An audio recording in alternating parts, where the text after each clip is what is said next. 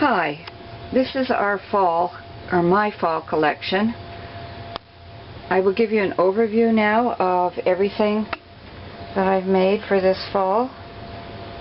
It's a tree, there's an acorn, and there's a plate tree, and an apple wreath, and a picture with construction paper leaves and a person and a scene.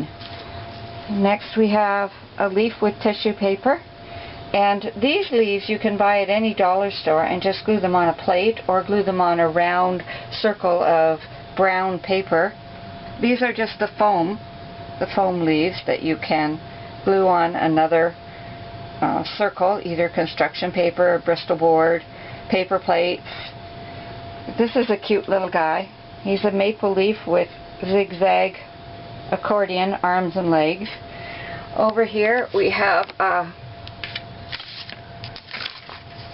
painting. It's what they did was, I'll explain it later on. This is a leaf.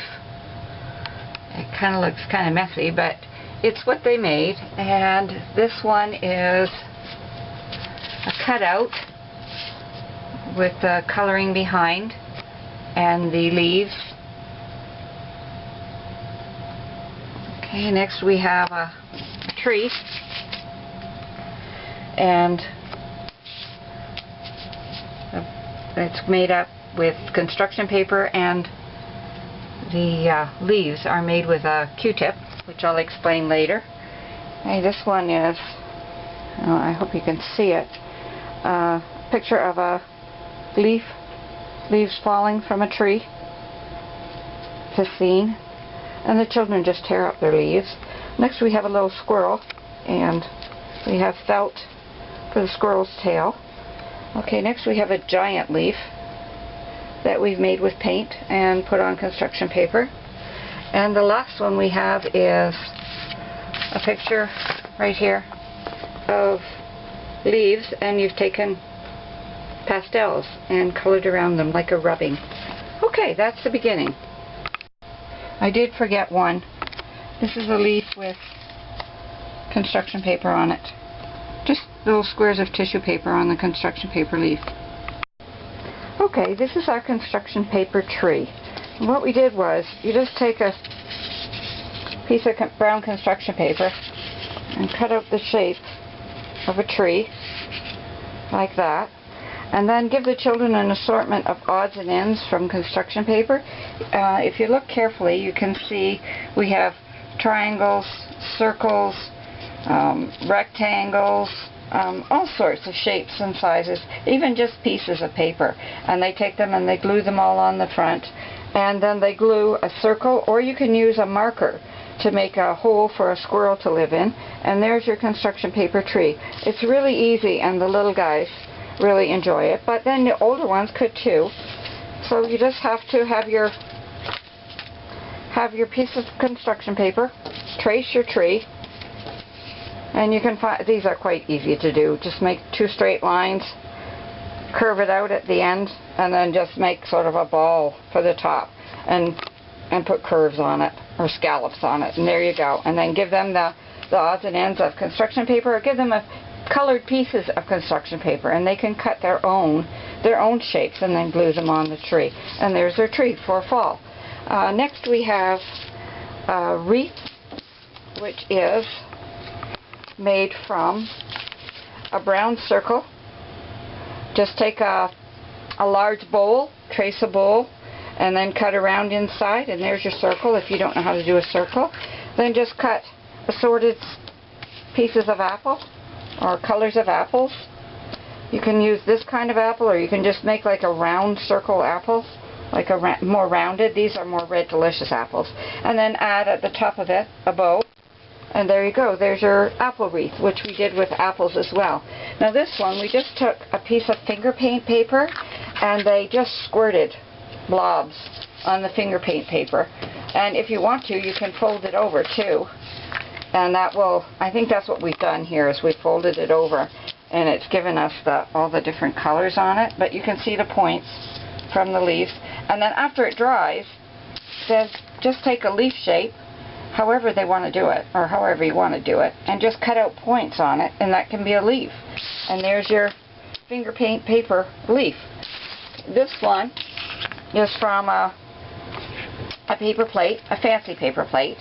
And I put a string right here and here, and the string hangs so that the paper plate can hang up from the string. Just a second here, like that. It can hang on the string and hang up on the wall. Then we took marker, this brown stick here, that is a trunk, is made from marker, just brown marker colored or black marker. And then again, we just took pieces of paper. You can take the gum paper that's sticky on the other side, and they just have to lick it and stick it on. The paper that's already glued on the back of it. And then it's easier than putting glue on. And then they just make their tree, and they put the leaves that have fallen and the top of the tree there. If you want to do something creative, you can take a piece of wax paper. And this is a wax paper that we've taken. And we've traced, or just drawn, the best you can, an acorn, just so that it resembles the shape of an acorn. Doesn't have to be perfect. Out of wax paper, cut it out. You've got your marker, see on the other, your marker lines. And then we took felt pieces. They're square felt pieces of brown felt, and just glued it on the top part. Actually, this part of the acorn, we glued it on like this. You can use pink, no, not pink, oh dear. You can use brown tissue squares as well, or assorted tissue squares. You can use green for the cap on the acorn. And it's just made from wax paper, and you can put it up on the window later on, and you can see through it. Like we did with the apples, in the apple. For this tree, what we did was, the children took their hands, and they traced their hands, and then they cut out the hand and part of the arm, this part, and that gave them the tree trunk. Then it's kind of hard to tell with this, the coloring here, but we used red, orange, yellow, green, brown, and took a Q-tip and put the Q-tip in that red, orange, yellow, green, and brown, and then just dabbed it, the different colors. Like first they did orange and they dabbed it all over, and then they did green and they dabbed it all over, and the Q-tip leaves the little prints all over. Now if they want to, they can even put their finger in the paint and put finger colors all over for leaves on your tree. And that's how we made that one. So first of all, we traced the hand on the brown paper or black paper for the trunk of the tree and the branches, and then we took the Q-tip and dabbed on the different colors of paint. And this can be on regular white paper or finger paint paper, whichever, and they have a ball with that. Backtracking a little bit, this is the picture of the hand that we traced, and there are the different colors that you use. Colors come up better in this one, but you can see the handprint where the child has traced their hand and cut it out and then glued it on the white paper.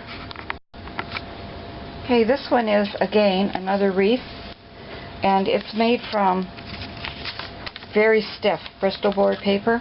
And again, you just take a big bowl and trace it, and then cut a thin line around and cut the center out, and you give it to the children. They color the ring. However, if they want to use markers, they can use markers, or they can use paint, or you can use